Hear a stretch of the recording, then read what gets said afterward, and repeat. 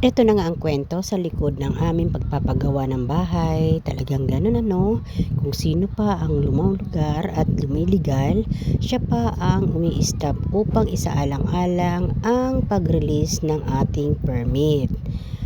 Siguro nagtataka kayo kung bakit napakaraming bahay na lagi na lang or bigla na lang tumatayo. Alam niyo na ibig sabihin kung bakit bigla-bigla na lang sila ay nakakapagtayo ng bahay ng basa-basa na lang. Pero tayo, kailangan nating iligal ang lahat para wala silang masabi o masilip sa atin dahil tayo ay sisilbing magandang halimbawa sa ating mga kapitbahay na anuman ang gawin natin sa ating bahay ay kailangan natin ng permit at kailangan nating ilagay sa lugar o ilugar or kumuha ng mga permits.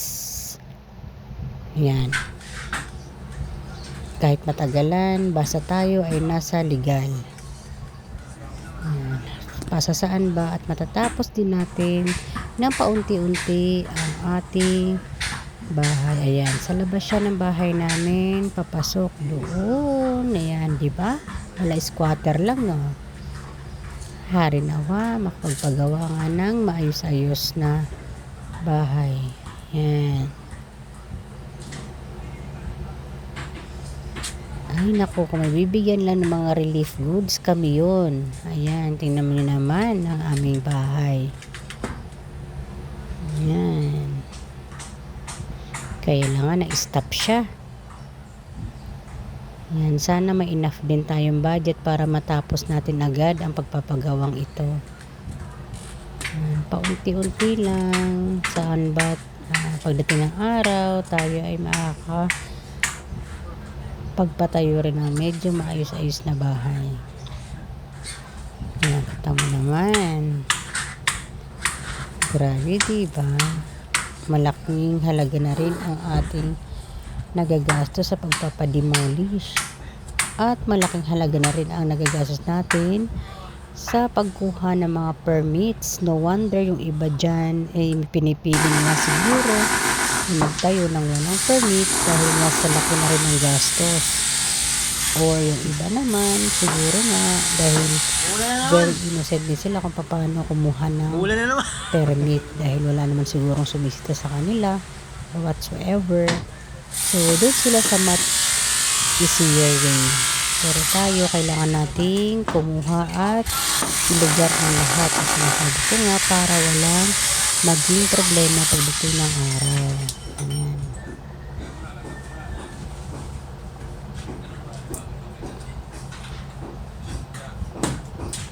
Tingnan natin.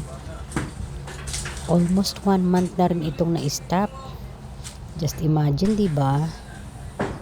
Ganun talaga ang buhay. Ayan. Okay, let's wait and see na lang na harinawa ay maipagpatuloy natin ang ating pagpapagawa ng bahay.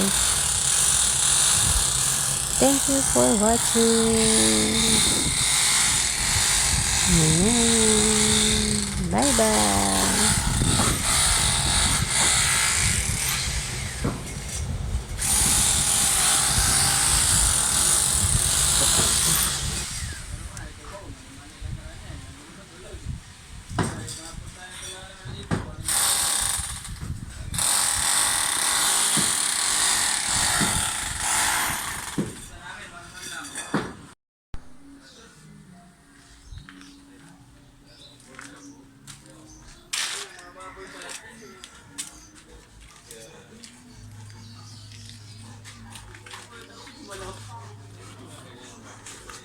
Tapak tayo.